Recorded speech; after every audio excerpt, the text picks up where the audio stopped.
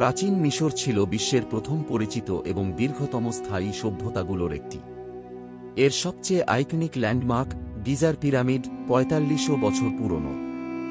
মিশরীয় সংস্কৃতি পারস্য সাম্রাজ্য, হেলেনিস্টিক সাম্রাজ্য, রোমান সাম্রাজ্য, অটোমান সাম্রাজ্য, ব্রিটিশ সাম্রাজ্য এবং বর্তমান মিশরের অংশ হিসেবে ফুটে উঠেছে।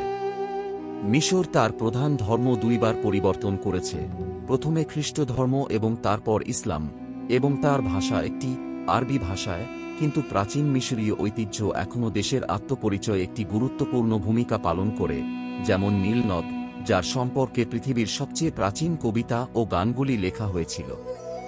নীল নদ নিয়ে পৃথিবীতে অনেক বিস্ময়কর তথ্য রয়েছে।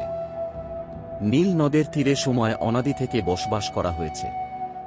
লিখিত ইতিহাস ৩০০০ খ্রিস্টপূর্বাব্দের কাছাকাছি আবির্ভূত হতে শুরু করে প্রাথমিক রাজতান্ত্রিক যুগের সাথে, এবং এটি বিশ্বের প্রথম পরিচিত রাজতন্ত্রগুলোর একটি।